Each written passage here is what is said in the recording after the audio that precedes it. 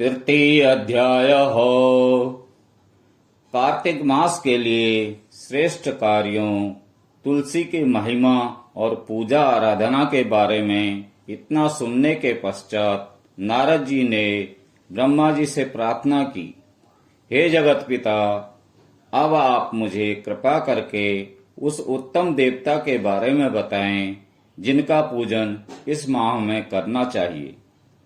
ब्रह्मा जी ने उत्तर दिया, हे वत्स, गंडकी नदी के उत्तर की ओर गिरजा के दक्षिण में 40 कोस की भूमि महाक्षेत्र कहलाती है। वहां पर शालिग्राम तथा गोमती चक्र पाए जाते हैं। इनका पूजन करने और चरणामृत लेने से मनुष्य मुक्ति को प्राप्त हो जाता है। चरणामृत लेते समय यह मंत्र का उच्चारण करना चाहिए। ओम अकाल मृत्युहरणं सर्वव्याधि विनाशनम विष्णुपादोदकं पीत्वा पुनर्जन्म न विद्यते। जिस गोमती में एक चक्र हो उसको सुदर्शन, जिसमें 2 चक्र हो वह नारायण, जिसमें 3 चक्र हो उसे अच्युत, जिसमें 4 चक्र हो उसे जनार्दन, जिसमें 5 चक्र हो उसे वासुदेव, 6 चक्र वाले को प्रद्युमन, 7 चक्र वाले को शकर्षण, 8 चक्र वाले को नलकूबर तथा 9 चक्र वाले को व्यूह और 10 चक्र वाले को दशावतार कहते हैं।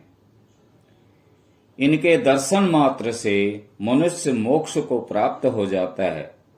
जो भगवान के सम्मुख वीणा या बंसी बजाता है अथवा गायन करता है वो स्वयं भगवान को प्राप्त होता है।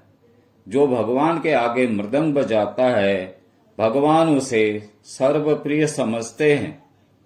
जो भगवान के सम्मुख नित्य श्रद्धा से धूप जलाता है वो कभी नरकगामी नहीं होता।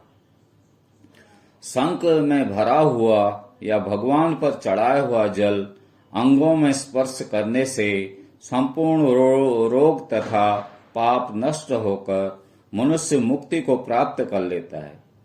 पूजन चाहे मंत्रों द्वारा पूरे विधि विधान से किया जाए अथवा सामान्य रूप से, परंतु श्रद्धा सच्ची होनी चाहिए।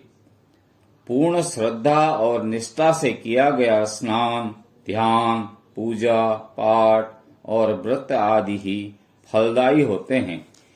इति तृतीय अध्याय समाप्तम्।